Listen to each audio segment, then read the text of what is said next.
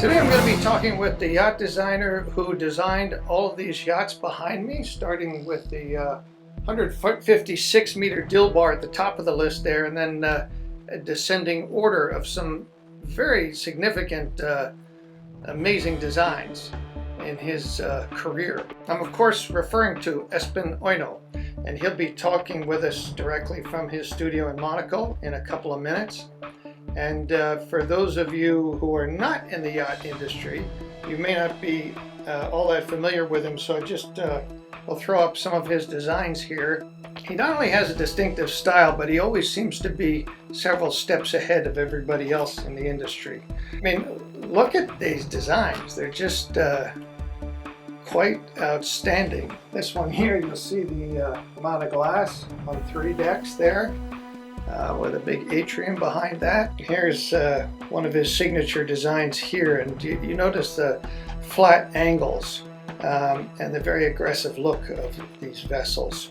In terms of size, they are humongous and huge, many of them. But his start coming out of school was with this man, Martin Francis. And also in the picture is the yacht that the two of them first collaborated on, called Echo. And we'll get into that right away with Espen, but I just want everybody to understand what a breakthrough yacht this was in 1991. It was powered by a gas turbine engine, a jet engine that was connected to water jets, and it would go over 30 knots at 230 feet is the length, I believe. I mean, it was just such an astounding breakthrough in terms of design and construction at Blohm + Voss. Nothing like this had ever been contemplated to put into a yacht.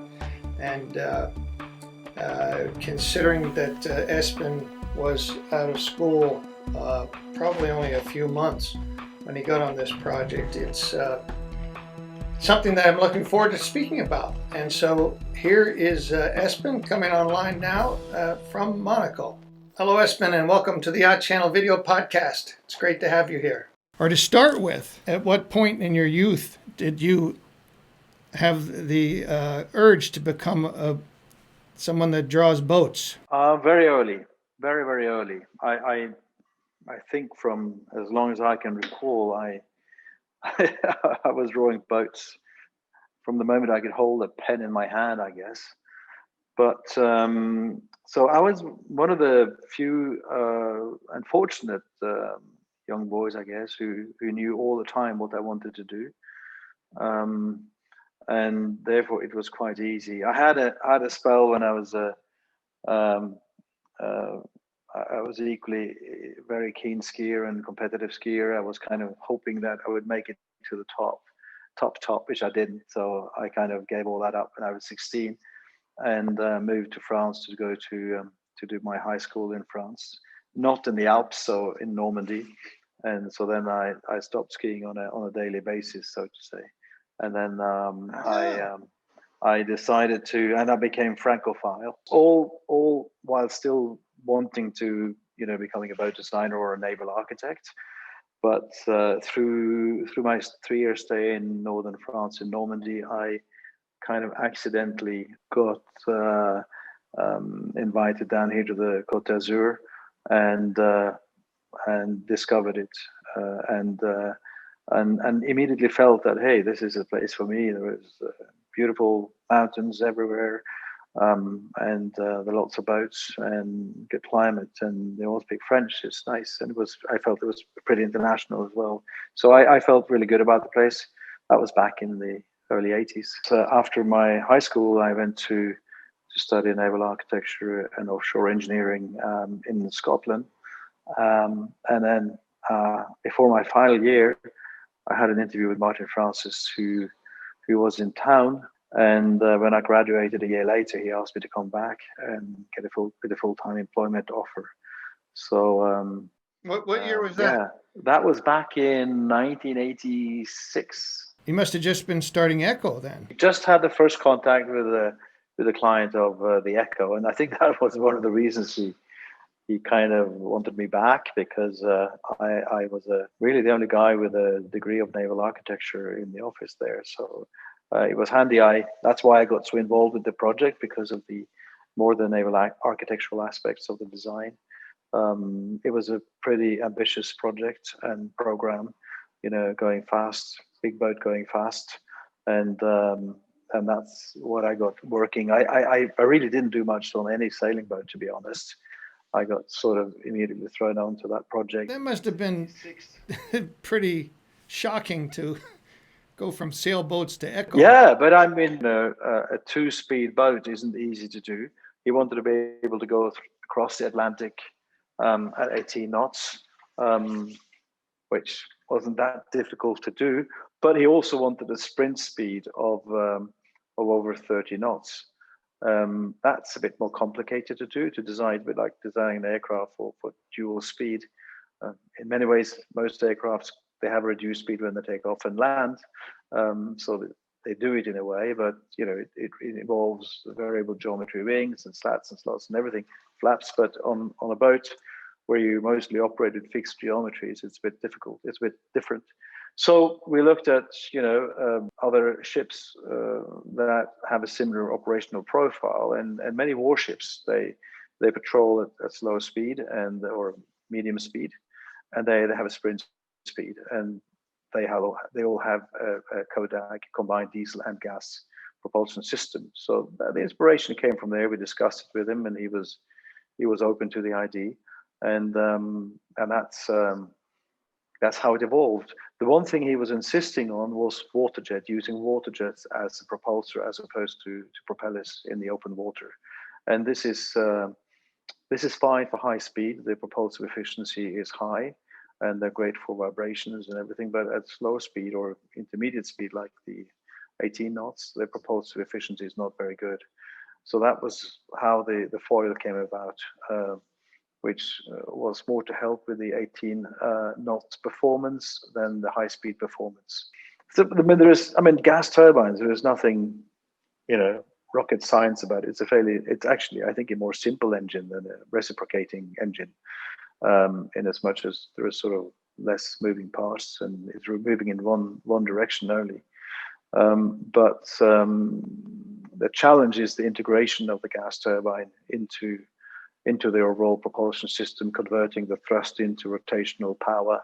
That power is coming out at very high RPMs, reducing that power into and the torque into an acceptable RPM for the water jet. And we had a gearbox that the input shaft was spinning at 7,000 and the output shaft was spinning at 410. And that gearbox was about 4 times the weight of the engine of the gas turbine. So that was the challenges were, those you basically take an aircraft engine, you add a power turbine, which is aerodynamically coupled to the gas turbine, to the aircraft engine, and that power turbine provides the input to the gearbox, or to the reduction gear is a better description of it, and then you've got to deal with exhaust gases, high amounts of air both in and out, great variations of temperature. And so on. So, and it's not really an off-the-shelf. The booster water jet was at the time the biggest in the world. The foil we developed to be below the transom, to encourage the flow and to accelerate the flow and create the drier transom at the lower speed, to reduce resistance at intermediate speeds for transatlantic crossing was a first. And another first was, I think it was one of the first yachts to be built in high tensile steel. The hull was in high tensile steel to make it as light and efficient as possible.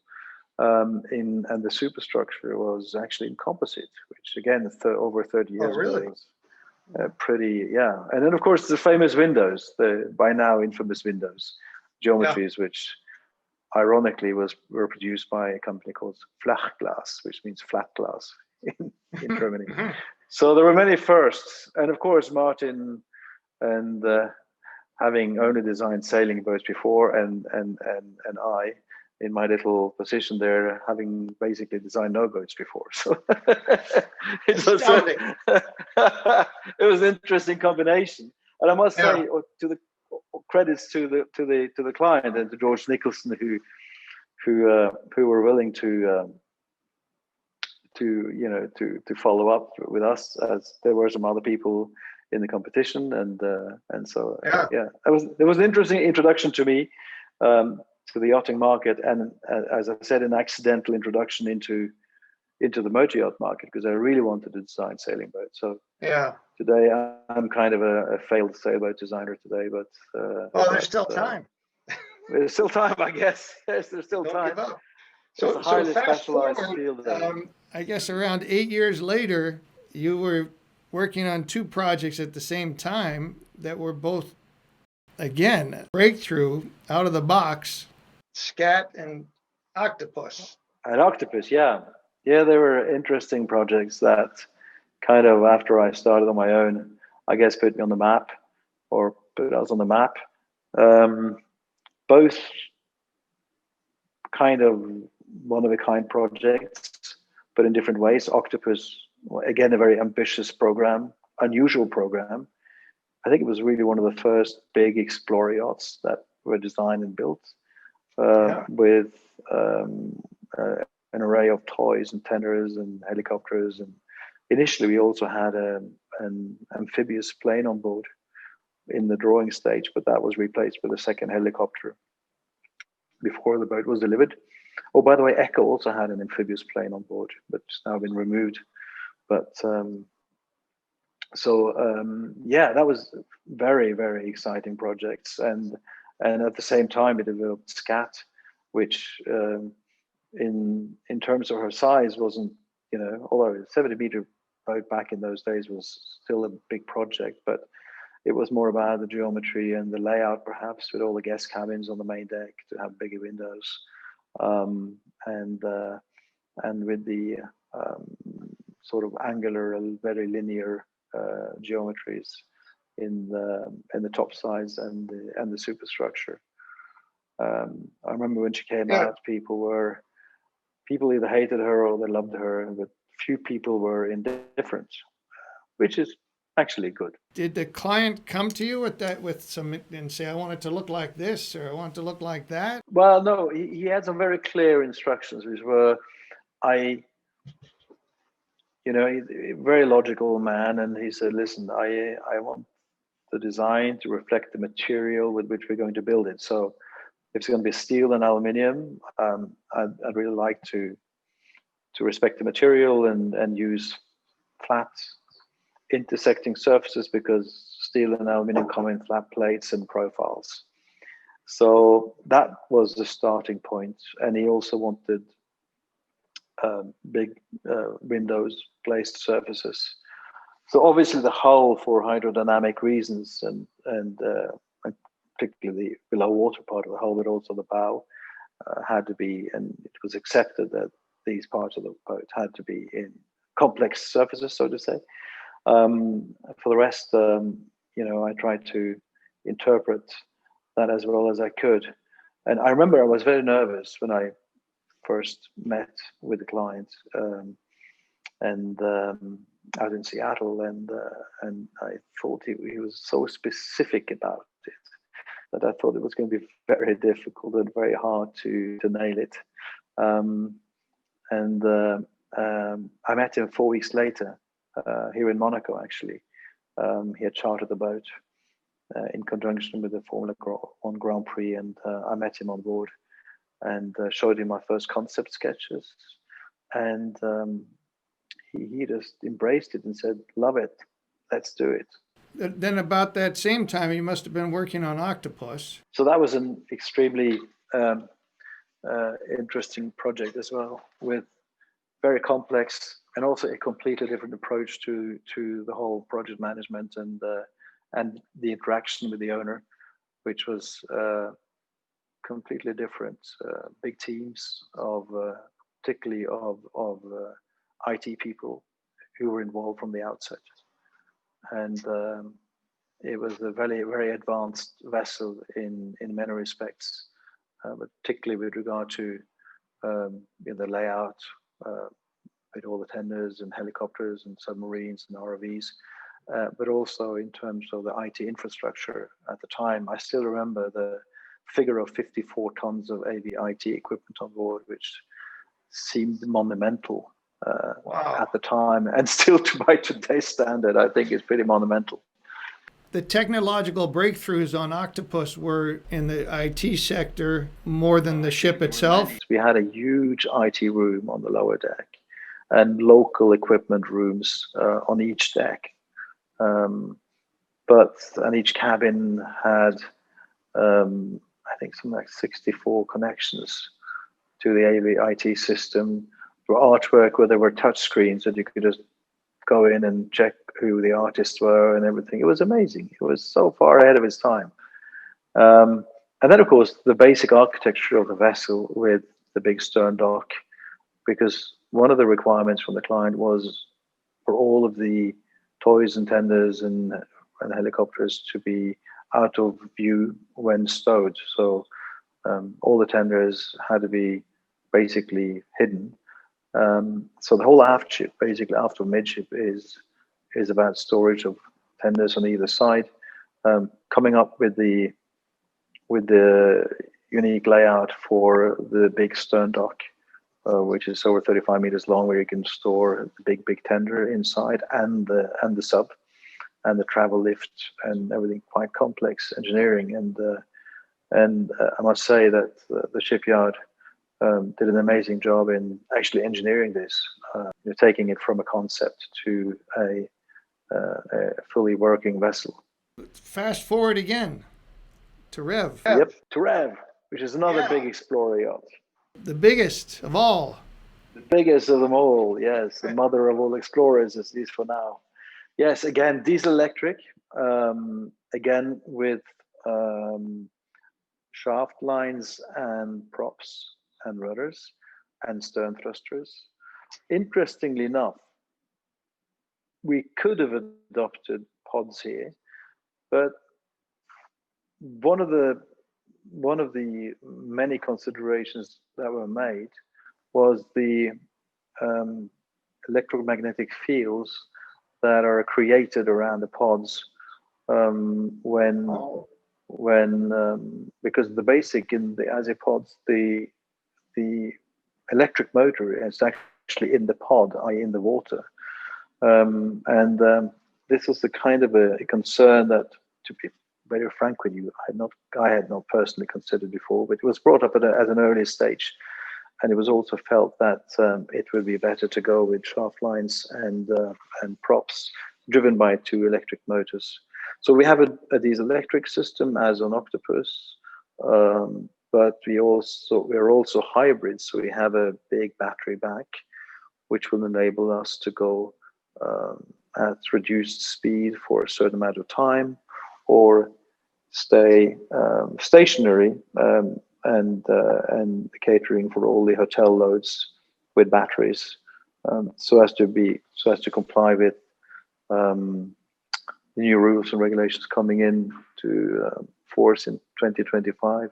That part aside, there are many other interesting aspects of REV, which has made it an extremely interesting project to work on. First of all, the owner, who really has a vision as to what he would like to do from day one, and working with him and his team, he's built up a formidable team back home in Norway with great specialists from all around the world, and who are working closely with different scientific communities and colleagues that actually are already operating research vessels. The idea is to have a collaborative approach and sharing experiences, and also sharing the data that will be collected on this vessel during its lifetime. So one of the conditions for actually getting access to REV will be that you'll have to share the data with the scientific community. And that's another pillar in this whole approach. It's an ocean data center. All this is an effort to combat climate change, acidification of the waters, of overfishing, climate change in general, but of course higher temperatures and general pollution. So the vessel has incredible facilities, for scientific work, including many labs,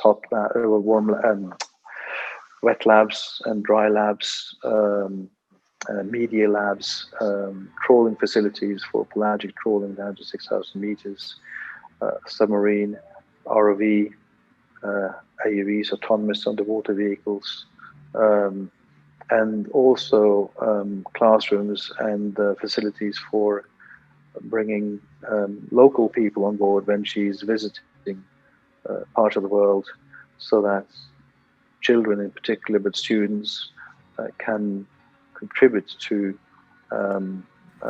or actually learn from the experiences of REV, and we create awareness in local populations which may not be that well informed about what's going on at the global level. So it's a very, very interesting project, a combination of science, exploration, and yachting, which I think never seen at this level before. And I'm assuming because of its size that it must have endurance to go anywhere on the globe for as long as it needs to. Yeah, we can nearly go around the world at the equator on one full tank, so to say, at cruising speed or reduced cruising speed. We can go out for months and months. That's part of the mission, of course, because of the campaign we can do in Antarctica or in Arctic waters.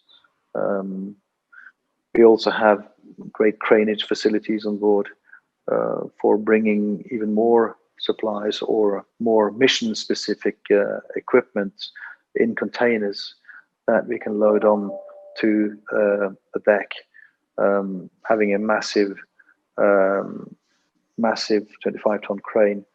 Big boy, we call it. Yeah. My God, that's the mother of all I know. cranes.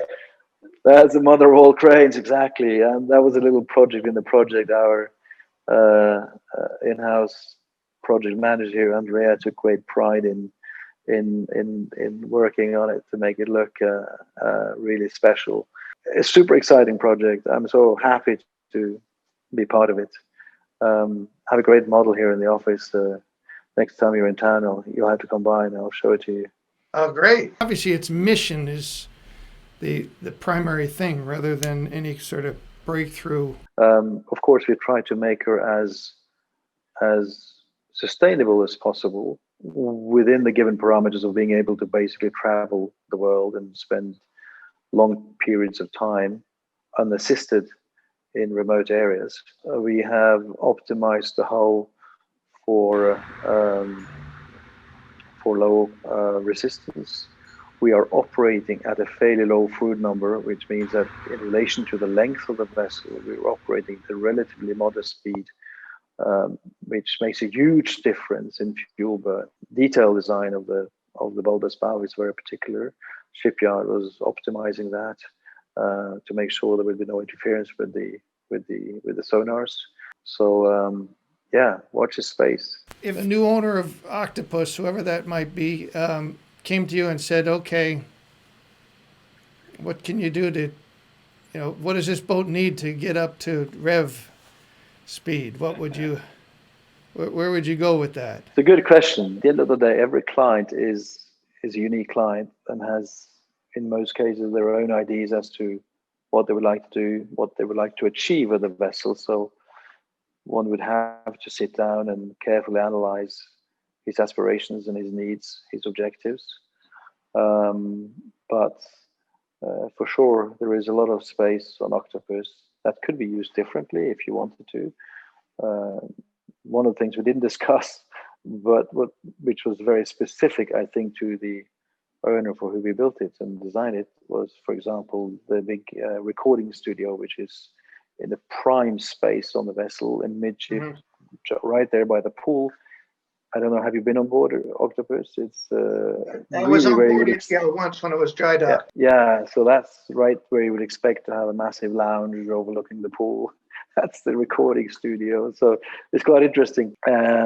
But whoever buys it, by all means, contact us. We can see if we can help. We'd be delighted. One last thing, which is a conversation I've had with a couple of designers.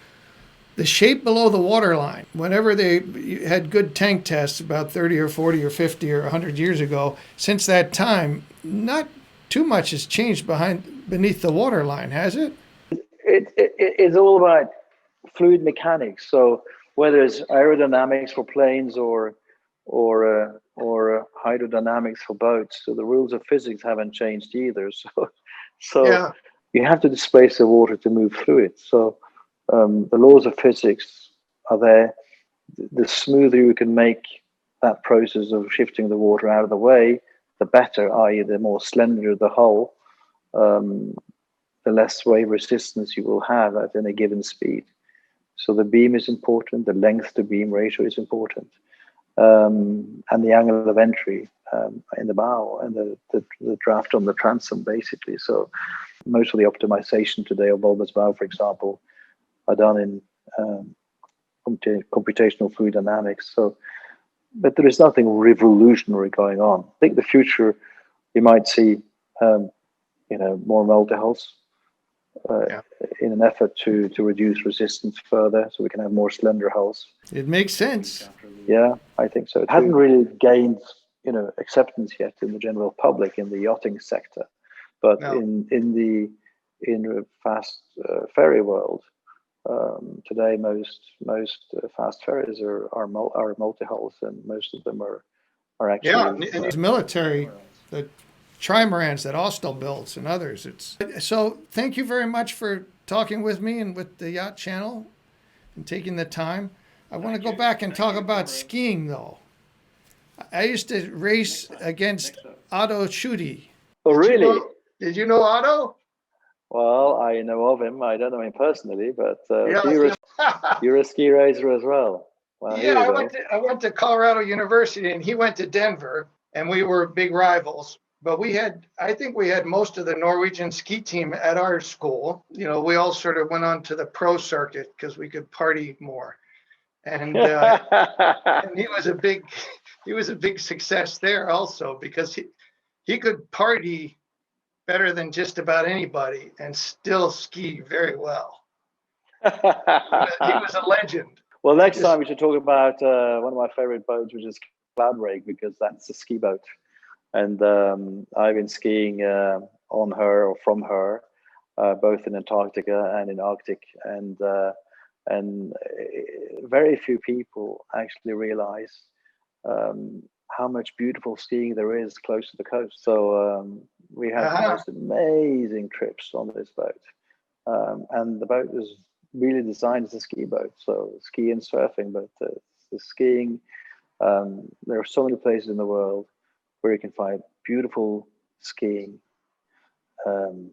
extreme skiing, but also less extreme. But whether it's Norway or Antarctica or Iceland or Greenland or even in Spain, Sierra Nevada, or even here locally here with a helicopter. If you take off from the port or outside the port of Monaco, you can be up in fantastic mountains doing skinning in 10, 12 minutes with a helicopter.